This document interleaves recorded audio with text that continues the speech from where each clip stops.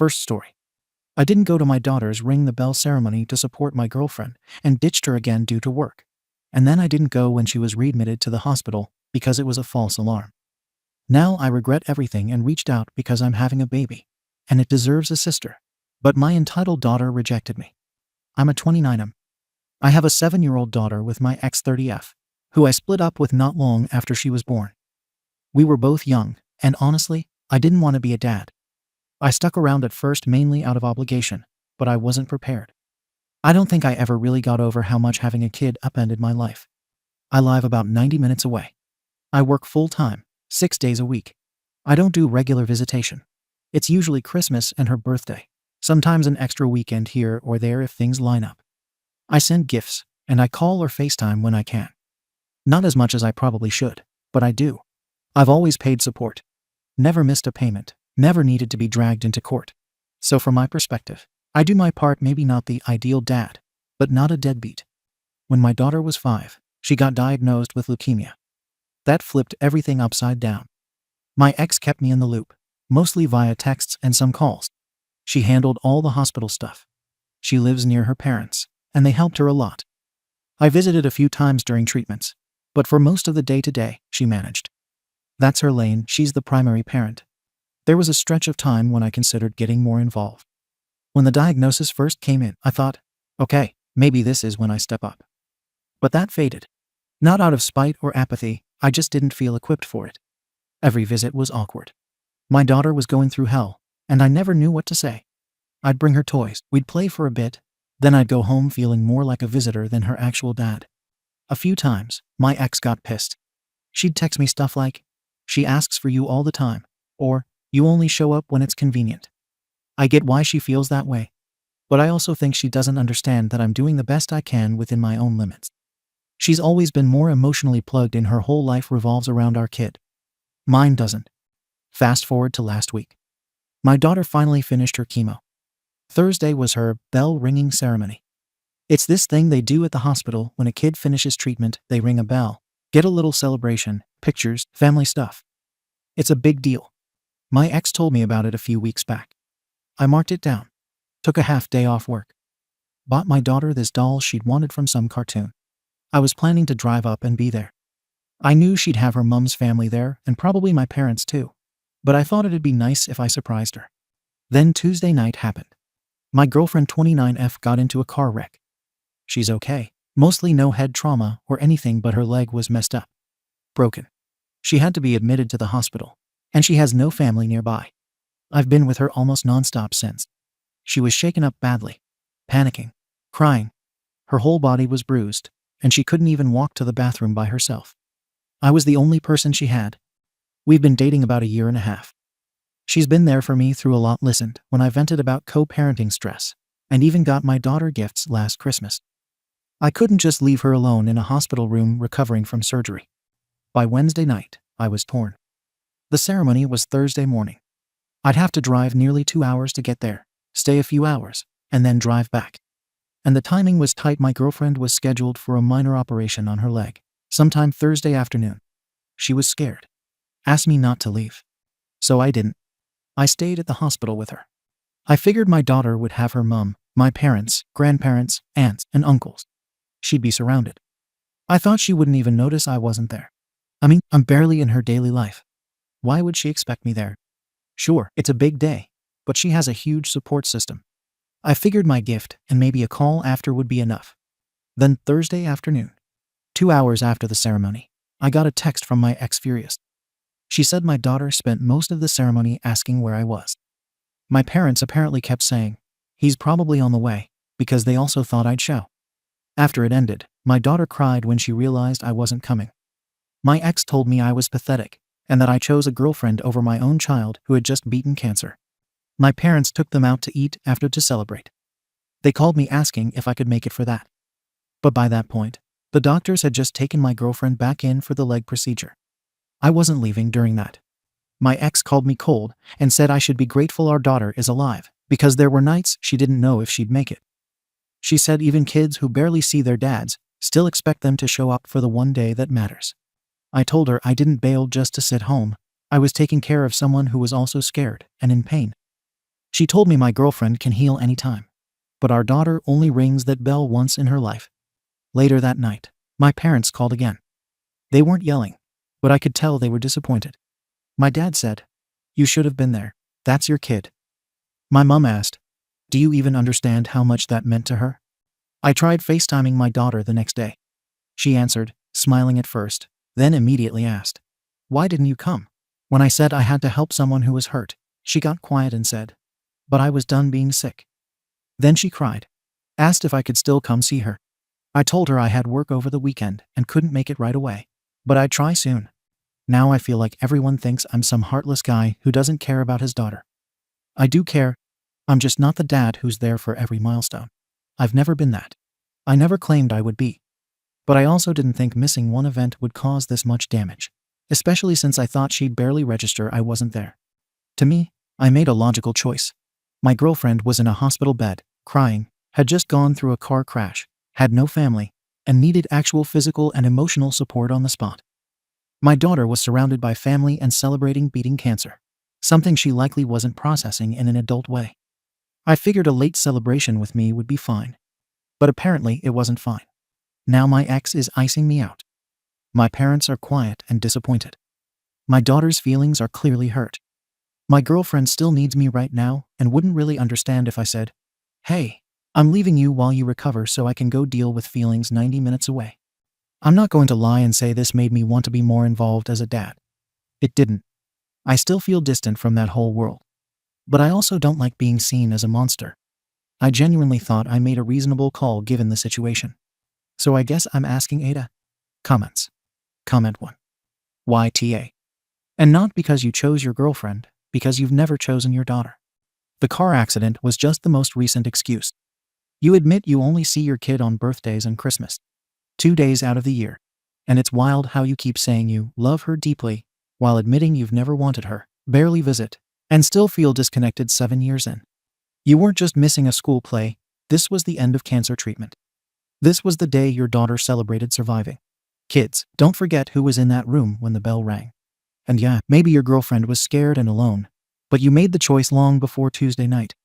You set the tone for this relationship from day one. You're not the arsehole for missing this one day. You're the arsehole for being a guest star in your own kid's life for 7 years, then acting shocked when she notices. Comment 2. You know what's wild? You say you love your daughter, but your actions look like someone who loves the idea of having a daughter, not the actual person. She just fought through 2 years of effing cancer, man. 2 years. Needles, vomiting, pain, probably missing school, probably missing birthdays, all while probably wondering why her dad barely shows up. She gets one day where it's about her beating this monster, and you ghost her. To sit bedside with a grown woman who had a broken leg. Your ex isn't overreacting. Your daughter's tears aren't an exaggeration. Your parents' disappointment isn't misplaced. This wasn't some minor event. This was her survival celebration. A moment where she probably thought, maybe dad will show up for this one. Instead, she learned again that she doesn't come first. And you learned nothing. YTA. Comment 3. YTA. And stop hiding behind your job and your limits. That's bullshit. You keep acting like being a father is optional, like it's some extra subscription tier you didn't sign up for. Too bad. You helped make a kid, you pay your support, and now you think that's the end of your duties? Nah, man, that's the bare effing minimum. You don't get a gold star for not needing to be dragged into court.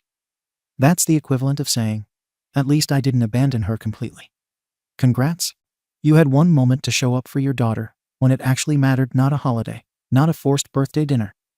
This was her fight for survival ending, and you missed it. Because the woman you've known for 18 months needed comfort. Not surgery. Not a life or death, I see you moment. Just comfort. You chose comfort over your daughter's recovery from effing cancer. I hope she remembers. Because she will. Update. It's been about a year since my original post. Figured I'd give an update since a lot has changed, sort of. Not long after that whole thing with the bell ceremony, my parents came to visit. I thought they were coming just to check on me after everything, but they brought an agenda. Sat me down in my own living room and told me point blank that they were disappointed in me. Said it wasn't just about that one day that I'd been absent too long, too often. My girlfriend was sitting right there on the couch next to me. They didn't hold back even with her in the room. My dad asked, How many birthdays have you been to? How many times have you sat next to her at the hospital when she was puking her guts out from chemo? My mum asked if I even knew what her favorite color was. I didn't answer. Because I didn't know. I tried explaining again: work, distance, scheduling, all of it. But they weren't buying it. They told me to stop pretending I was doing my best when I was just doing what was convenient. My girlfriend heard all of it. She didn't say much that night, but I could tell it shifted something for her. 2 weeks later, she broke up with me. Said she didn't want to be the reason a kid grew up hating her dad. She said she didn't like who I was when it came to responsibility. That I avoided hard things. That hit harder than anything. Not because I disagreed, but because it was too close to the truth. Still, I didn't chase her. Just let it happen. From there, the contact with my daughter got worse. I used to FaceTime every other week, then it became once a month. Eventually, she just stopped picking up. Her mum didn't return my texts much either. I only saw pictures on Facebook, usually uploaded by my parents or her aunt. That's when I noticed another guy in the photos, a guy standing next to my ex and my daughter at a fall festival, then again at a Christmas play. Eventually, I asked my mum who he was. She said he's my ex's boyfriend and has been around a while. Apparently, he's the one who took her to her first day of second grade. Then came the moment that really F'd me up. I was on a call with my daughter in early spring, and she slipped and called him Dad. Then she paused and tried to correct herself, but it was already out there. I didn't say anything. Just told her I'd call her back later. I never did. Then summer came. I got a message from my ex. A long text saying the doctors found something in my daughter's blood work. They weren't saying it was cancer again, but they weren't ruling it out either. She wanted me to come down that week. She didn't demand it, she just said our daughter was scared and asking for me. I didn't go. I told myself there was no confirmed diagnosis, no urgent reason.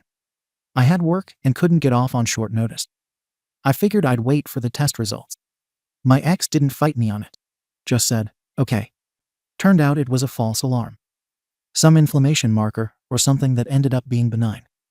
But the part that stuck with me, she didn't text me the results until 3 days later. When I asked why, she said, because you didn't act like it mattered. So I didn't think you'd care either way. That's when it finally hit me, not in the emotional, movie scene way. More like, I realized my window had closed. All those years of being the holiday dad finally caught up. I thought I could just stay in orbit, show up for the big moments, and that it'd be enough.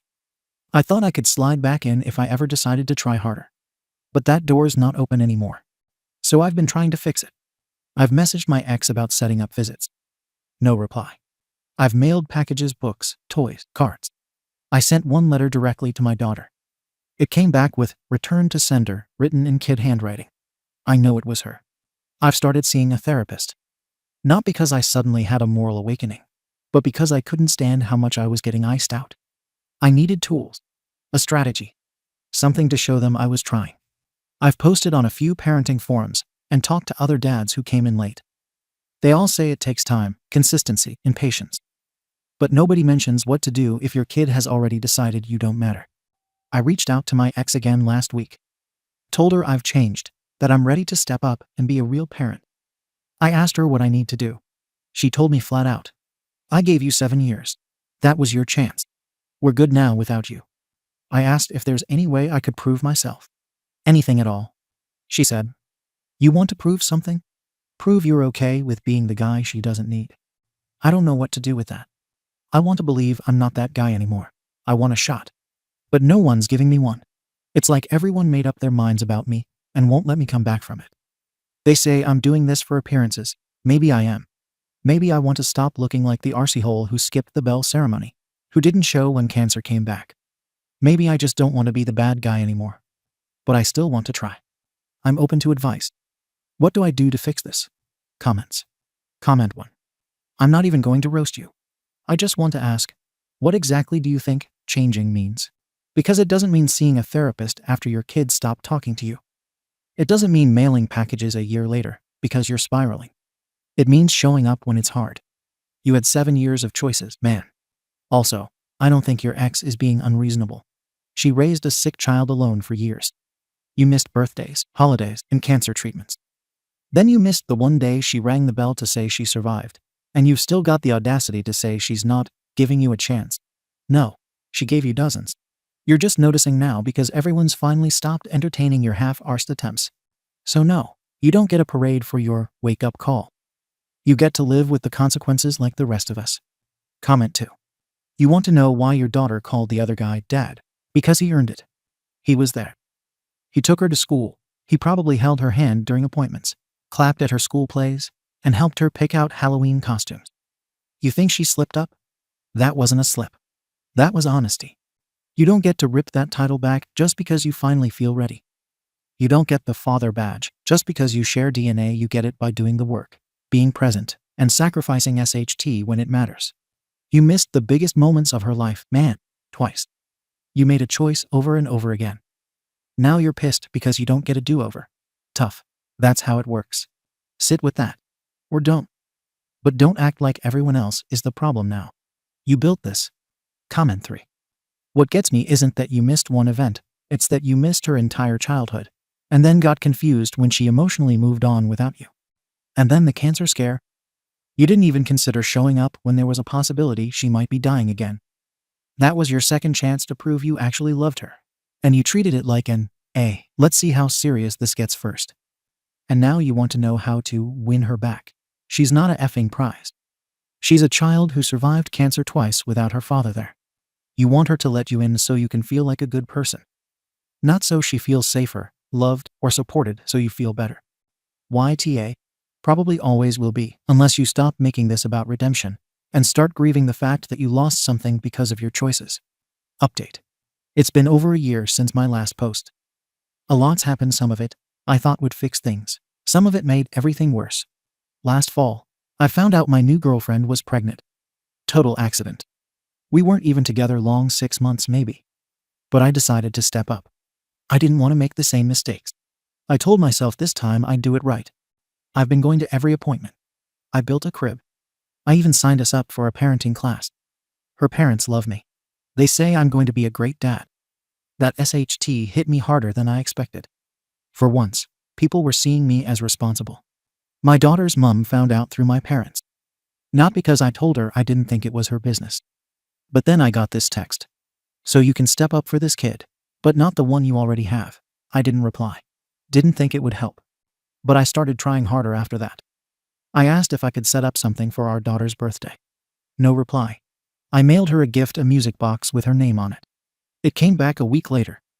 Return to sender was scrawled on the box in the handwriting of a pissed-off 9-year-old. No note. Just rejection. A month after that, her mom texted. If you're serious about changing, there's a family therapist we're working with. You can join 1 session. That's all I'm offering.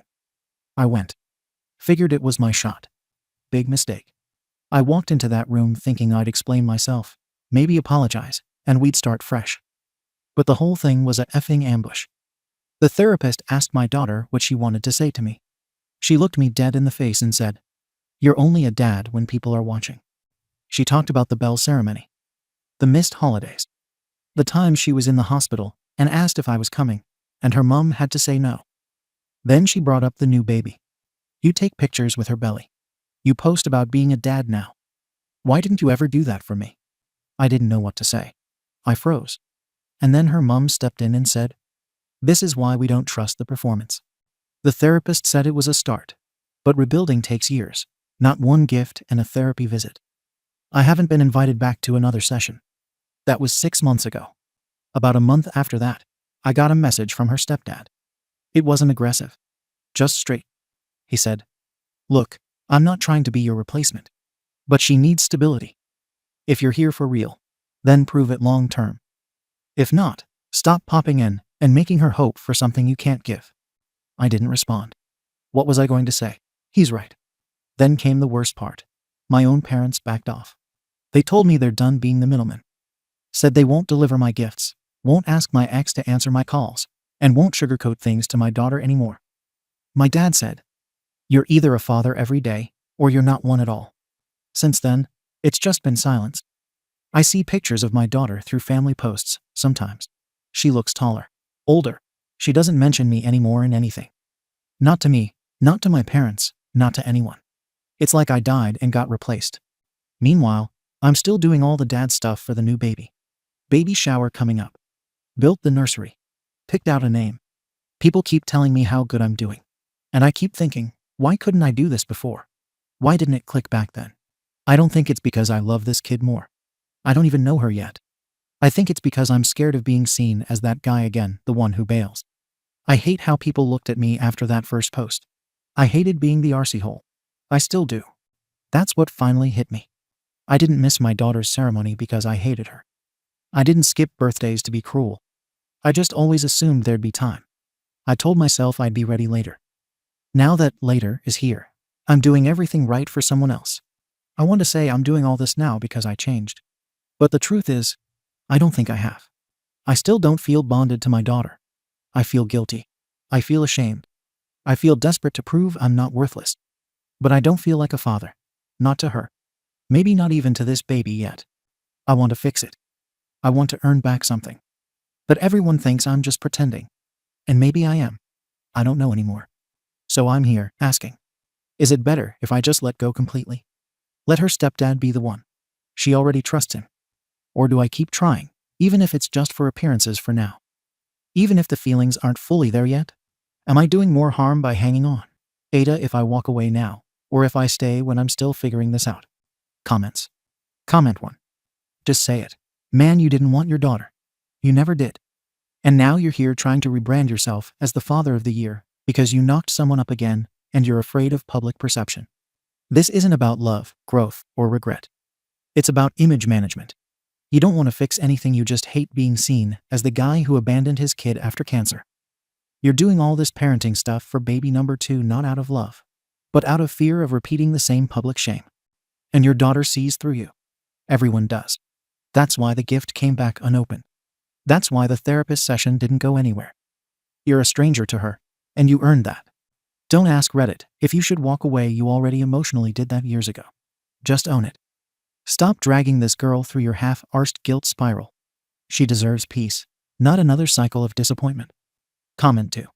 I'm the guy your daughter's stepdad is. And I'll tell you straight. You're lucky he even reached out at all. Most of us wouldn't bother. He's doing the emotional labor you refuse to. You called the therapy session an ambush. Man, that was your daughter giving you a chance. She showed up to tell you what hurt her. And instead of listening, you walked out focused on how bad it made you feel. You're not trying to fix things, you're trying to rebuild your ego. You treat fatherhood like a switch you can flip on when it suits you. But the wiring's corroded. I hope you get your act together for this new kid. But stop trying to force your way back into the life of the one you already hurt. You want to prove you've changed. Respect the space she's asked for. Comment 3. You keep saying you stepped up with this new baby, but what you actually did was start over. Like your daughter was a rough draft you abandoned. It's not stepping up when you only commit after the damage is done. It's not growth when the motivation is avoiding judgment. And it's not redemption if the person you hurt the most doesn't even want to hear from you. Your daughter gave you 9 years. She gave you cancer treatments, missed holidays, and a final shot through therapy. You handed all that back and called it bad timing. Now you're suddenly father of the year because there's a baby registry and an ultrasound photo. Nah. Leave her alone. Stop sending gifts. Stop trying to force your guilt onto her doorstep. This was never about your ex, or your parents, or Reddit. She needed you when it cost something to show up. You never did. YTF forever. Second story. I reported my sweet older coworker to my manager for being a creep and harassing every female employee. But no action was taken. And all the managers blamed me, so I reported the managers to their boss. Hello all, I F27 work at a big BBQ restaurant chain as a line cook. Using all fake names in this story. I work with an older man who is in his 70s. We will call him Ken for this story. Ken works in our dining room, not as a server, but as a dining room host. His job is to interact with customers, bus tables, and restock supplies as needed. Ken is also a pastor and is very friendly with customers and has built friendly relationships with many of our regulars. Ken is very giving and considerate as well. When we have leftover food at the end of the night, he will wrap it up and donate it to our local fire stations and police. A lot of times when Ken goes on trips, he will bring back the girls little gifts like souvenir bracelets, or if he remembers one of your interests, he'd get something coordinating to that like college merch for our college kids, sports merch, a drink that made him think of you, or a cool pen. Little thoughtful gifts. Well, Ken is very friendly with everyone, especially the young females that work within our store. Ken always insists on getting hugs from the girls, me included. He always gives me a tight squeeze and has to look into my eyes so he can tell me how beautiful I am.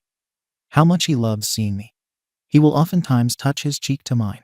It makes me extremely uncomfortable, and it's gotten to the point that if I see Ken coming, I'll make sure to get busy with something dirty so he doesn't touch me or avoid him in any way I can so I don't have to hug him. I have mentioned a couple of times that Ken gives me a weird vibe to others around work, but I felt like I was the only one bothered by it, so I let it go. Thought maybe it was a me problem, and I'm just not used to genuinely nice people. The other girls didn't seem to mind the Ken hugs. They greet Ken happily and give him their hug and have a cheery conversation with him. I never heard anyone else mention they were uncomfortable, so I took it as a me problem and just did what I could to avoid Ken. Well, last week something happened. We have a prep cook who is F18. We'll call her Sydney. Sydney is tall and thin and a very pretty girl. Well, in front of 4 people at the end of the night after closing, Ken walked up behind Sydney and pulled her into a tight hug from behind. With no warning, he just walked up behind her and pulled her body very closely into his. Her face was shocked, and she nervously laughed it off. As soon as Ken walked out of the building, our closing lead asked if she was okay, because that was weird. Everyone standing there said they couldn't believe he just did that and were shocked. She stated she was fine, but it did make her uncomfortable that he just grabbed her like that. But she brushed it off like it wasn't a big deal. But I did find out she has also felt very uncomfortable around Ken, but also feels like she would be perceived as rude if she rejected his affection, so she goes with it. It continued to bother me all night. So the next day I saw one of our higher-up managers and explained the situation to him.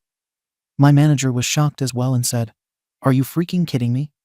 And that he was going to take steps to take care of it ASAP. All of the managers had a weekly meeting where Ken was brought up. And it turns out another one of our morning prep cooks, Val, has been made to feel extremely uncomfortable with Ken, saying that he always insisted on hugging her from behind and that he would always wrap his arms around her breasts and sniff her hair while he hugged her.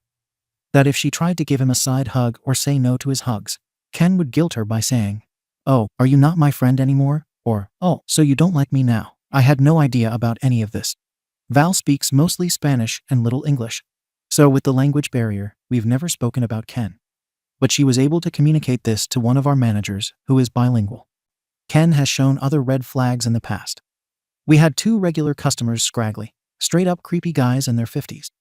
Picture gray, balding, patchy beards. They have a close customer relationship with Ken. They will come in around 5 p.m. and stay until after we close most nights, just sitting and talking with Ken. And they've done this for years. One night back in April, they pulled one of our M17 cashiers into their booth with them to chat, where they proceeded to brag about how they like to sleep with women that are too young for them to even date. Then proceeded to stare and laugh and smile at our other 19F cashier the entire night without actually speaking to her, to the point I went up to the front and just stood in front of their viewpoint of her while she worked. We have an open kitchen, so I can see the dining room and where they sat from the line. I reached out to every manager in the store before they left that night and told them they needed to take care of this immediately. Our managers took action and had a meeting to discuss it, then had a conversation with the men the next time they were in. We also have it in place that only managers take their orders and expo their food so our young employees don't have to interact with them. I have only seen them back a handful of times since that night. Ken's response to this situation: he laughed and said, "You know how people are," and then continued to go about like nothing had happened. Continued to converse with these 2 creeps like they were best friends. That night stuck with me, and Ken's response is what I think has given me the vibe I get from him. Everyone else in our store was disgusted and shocked by these men's behavior, and Ken just laughed it off like it was nothing. Ken is currently on vacation and won't be back until next week. One of my managers had a one-on-one with me and thanked me for reporting the incident from Tuesday with Sydney, because it opened the door for more people like Val to come forward and report their experiences with Ken. He let me know as soon as Ken comes back from vacation, it is going to be addressed and handled. That meeting helped me feel better about my decision to report the incident from Tuesday. However, a small part of me feels like I overreacted, and that it wasn't as big of a deal as my gut makes it out to be. That I'm getting someone so well-loved, and who does what he can to help others in trouble. So Ada. Update. So Ken came back from vacation, and my managers talked to him. They basically told him he needed to stop hugging and touching people. I questioned my GM if anything else was going to be done, but he said they needed to give him the opportunity to stop the behavior. I've worked 3 shifts with him, and so far he hasn't attempted to hug me. When he came back from vacation, he got everyone keychains with their names on them. I noticed when he gave Sydney hers that he didn't touch her, but stood extremely close to her. I stayed close by to make sure he didn't try to touch her. He didn't. Monday night, the creepy customers came in and sat from 5:30 p.m. until we closed at 9. Luckily, our male manager took their order, so none of the young employees had to interact with them at all. But Ken, of course, was sitting and talking with them most of the night. If anything else happens, I'll do another update. Update. Well, while Ken hasn't insisted on hugging me, he's found ways to continue to make me uncomfortable at work. Thursday night at work, I was filling up my drink. Ken said hi to me and gave me a little fist bump. Fine, whatever. I can tolerate a little fist bump, I guess. I turn around to fill my drink, and when I turn to walk away, I am turning into Ken's armpit. He's reaching over my head to fidget with something on the drink machine way above my head. His body was so close to me, it scared me and made me jump back. Because why? Why did he have to reach above my head at that moment? Why was he so effing close to me like that from behind? Friday, I looked at the pop machine I was getting my drink from. There is literally nothing there that would have required him reaching up there like that. There's no vent, there are no buttons, and it's flat and textured from the protective cover. So for no reason at all, he snuck up behind me while I was just filling a drink and was so close I couldn't move without backing into him. I also found out that he's continued to insist on hugging Val, except now they're side hugs. But still says, "You don't like me anymore," when she tries to say no. As I said before, Val speaks very little English, so I feel like Ken uses this as a way to try to target her because he thinks she won't say anything. Our managers had another meeting about it on Friday. There were only 4 of them. The manager I originally reported everything to is out on medical leave. But our bilingual lead that Val is able to fully communicate everything going on to. Thankfully, and our kitchen manager were there and told me that they fought for action to be taken. We have a new manager who's only been around for a few weeks, and her response to this was, "Oh, he's just being Ken. He's an old man." Luckily, I heard there was pushback on that. But that evening our GM was getting ready to leave for the day when Ken got there. They had started talking about the football game the night before. My GM mentioned he was there for the game, and Ken responded that he was jealous. My GM casually said, "Oh, I'll have to take you to one with me sometime." I feel like nothing's going to be done. Especially hearing my GM be friendly and casually invite him to a football game the same day they discuss his harassment in a group meeting. I've started applying other places. I can't afford to just quit without something else lined up. I've considered going above my GM's head and talking to his boss, but I don't know how to get a hold of him. Thank you to those who read and gave me advice when I first posted. It's helping me not feel crazy or like I'm overreacting.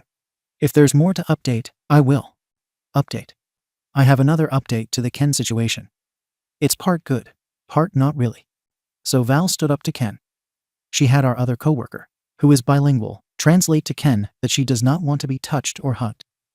That she doesn't like physical touch, and that he needs to please stop. She said they could be friends without touching. And so far no reports of him making any moves on her anymore. Which made me very happy. However, this morning I asked my GM if he'd talked to Ken or had another conversation with him about making us uncomfortable. He said, "I didn't know there was more that happened. Is there new stuff?" And I just kind of looked at him baffled because I had spoken to my kitchen manager and one other manager, the bilingual one, separately. And they told me the same thing, that the events going on had been discussed in the Friday meeting, and the responses were, "Ken is just an old man. He's just being Ken." And that they both pushed back and told my GM that more action needed to be taken rather than just talking about it in meetings. So he straight up lied to my face, saying nobody's told him anything. I called him out and said, "You guys literally had a meeting on Friday about this," and his response was, "There was a meeting, but nobody made me aware of anything going on," and implied if I told other people, they lied by saying they told him, and asked me if anything's happened. I went on to tell him how Val had to have our coworker translate to him that he needed to stop touching her after he didn't stop the first time he was spoken to about it. And then I was cut off and was asked, "Well, has anything happened to you?" And I proceed to describe the drink machine incident to them. I used the words I felt like it was sexual harassment because he's trying to find a loophole to still get as close as he can to us and touch us. I was then cut off by our catering manager, who was looking at me like I was crazy, and she told me, "You need to give Ken the benefit of the doubt. Yes, he's touchy-feely, but he is a minister, and he comes from a generation that likes to touch people. He doesn't know any better." The look on her face, along with those comments, really upset me. When I get angry, I cannot control the tears that come out of my eyes. I went to the bathroom to breathe and calm down. About 10 minutes later, she came to me and told me, "I didn't mean to upset you. If there are things going on, I will protect you. Please know that." I told her I didn't want to talk about it anymore because I felt like she was trying to cover her arse. And I went back to the bathroom to calm down before we opened for the day. My GM told me if anything else happens to push back and correct Ken, and to come to him directly about the incident. I'm putting in applications. I haven't heard anything from anyone yet, and I can't afford to quit my job. I'm going to talk to some of the other females this week and see if they have similar experiences and possibly go to my GM's boss about everything and the comments made to me this morning. I work with Ken tonight, so we shall see how it goes. Update. So I sent my GM's boss an email. I explained the situation and had a phone meeting with him yesterday. He assured me that there's an investigation going on. He's having my GM talk to the people who have been made uncomfortable at work, and he's having my GM sit down with Ken, and he himself is going to sit down with Ken next week when he is in town. It made me feel a lot better now that actual action is being done. Because, shocker, I found out another girl I worked with, Caitlin, has also been touched and sniffed by Ken, and he never stopped after the first time he was spoken to weeks ago. So I'm glad this is finally being taken seriously, like I was hoping it would weeks ago. But this will most likely be the final update, unless something crazy happens. Thank you all who have advice and made me feel valid with my concerns. Thank you for watching the video. If you are interested in listening to these kinds of stories, we've got more in store for you. Simply subscribe to our channel, hit the like button, and share it with your friends.